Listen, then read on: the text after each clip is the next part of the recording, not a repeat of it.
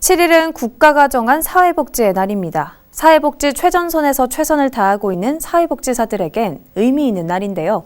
그러나 복지 사각에 놓인 이들의 처우 개선은 제대로 이뤄지지 않고 있습니다. 그 실태를 황정환 기자가 취재했습니다.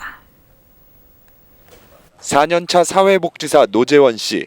노 씨의 업무는 재가 노인들의 사례 관리, 동년배 상담사 육성 교육 등입니다. 상담을 통해 우울증을 극복하고 행복감을 느끼는 노인들을 볼 때 그는 가장 뿌듯하다고 말합니다. 하지만 이들은 여전히 사회에서 제대로 대우받지 못하고 있는 실정입니다.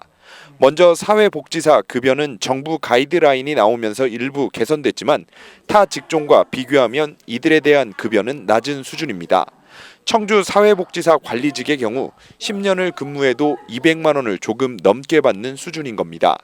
여기에 복지 서비스가 필요한 주민들이 복지를 당연한 권리라고 주장하며 인권 침해 발언을 일삼는 경우가 잦아지고 있습니다.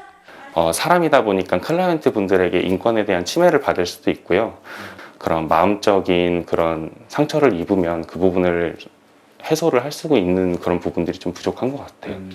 실제 지난 2019년 청주복지재단 인권실태조사에 따르면 사회복지사들 10명 가운데 6명은 언어적 폭력을 경험했고 이로 인한 정신적 괴롭힘으로 인한 스트레스를 받은 사회복지사가 4명입니다.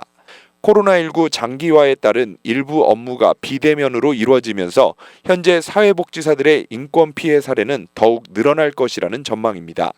이에 사회복지사들은 이용자 중심 인권 존중은 지속적으로 강화되고 있지만 정작 자신들을 보호할 수 있는 제도적 장치는 부족하다고 말합니다.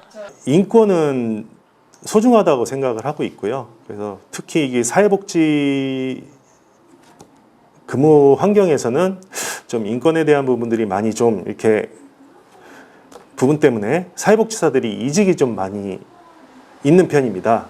청주를 포함한 도내 복지 현장에서 사회 안전망 구축을 위해 힘쓰고 있는 종사자는 약 12,000명. 정부가 사회복지사들에 대한 처우 개선과 인건비 현실화를 약속했지만 사회복지의 날을 기점으로 헛구어가 아닌 이들에 대한 실질적인 대책이 나올 수 있는 심도 깊은 논의가 필요해 보입니다. HCN 뉴스 황정환입니다.